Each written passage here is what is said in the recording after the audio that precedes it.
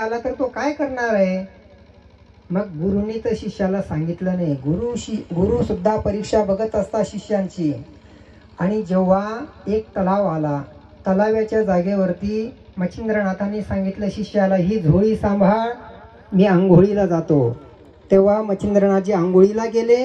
गोरक्षनाथांनी झोळीत बघितलं, गुरुजींच्या मनात भय का आहे? तर झोळीत बघितलं तर सोन्याची वीट. मग भयचं कारण सोनं आहे. गोरक्षनाथांनी ती सोन्याची वीट घेतली आणि पाण्यात फेकून दिली.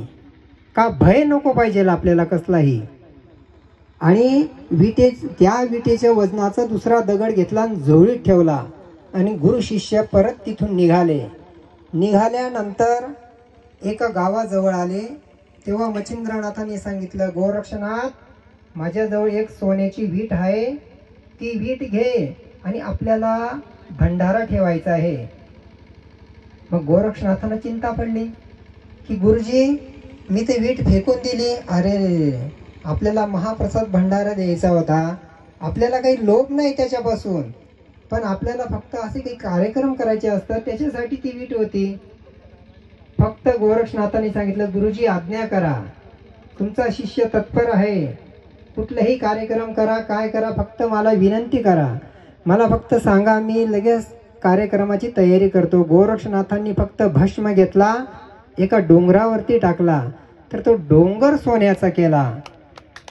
तेव्हा मच्छिंद्रनाथांनी शिष्याला काय सांगितलं, अरे, माझा शिष्य पारस आहे, तर मला सोन्याची काय गरज आहे?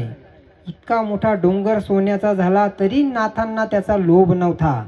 बघा, तसं मुलींनी आई वडिलांची सेवा करा. जसं नाथ संप्रदायामध्ये शिकवलं जातं की शिष्य हे गुरुची सेवा करता, गुरु हे देवा समान मानता.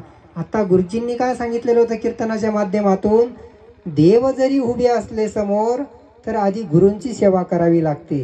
गुरूंची सेवा केली तर देव प्रसन्न होतो, आणि आधी देवाची सेवा केली तर काट्यासारखी देवाला रुतते. मग अशी महिमा नाथांची आहे. वेळ भरपूर झालेला आहे, सांगण्यासारखं भरपूर आहे. गुरुजींनी सांगितलं कुंभमेळा. आम्ही कुंभमेळ्यात सुद्धा जाऊन आलो. कुंभमेळ्यानंतर काशीला गेलो, काशीहून नेपाळला गेलो. जसं आपल्या भारतामध्ये नाथांची महिमा आहे, तशी नेपाळमध्ये सुद्धा गुरुजी नाथांची महिमा मी बघितली.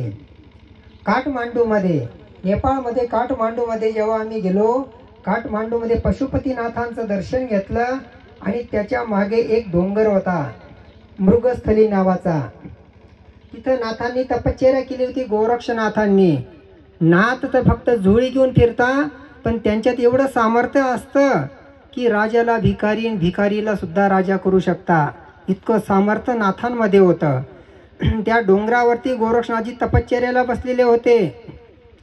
आणि त्या नेपाळमध्ये राजा होता, राजेशाही होती, आणि त्या राजाचं नाव होतं महेंद्र सिंग नावाचा राजा. तो राजा साधू संतांवर अत्याचार करत होता. ज्याच्या अंगात भगवे कपडे दिसले त्याला पकडून जेलमध्ये टाकायचा. आणि हे जेव्हा गोरक्षनाथांना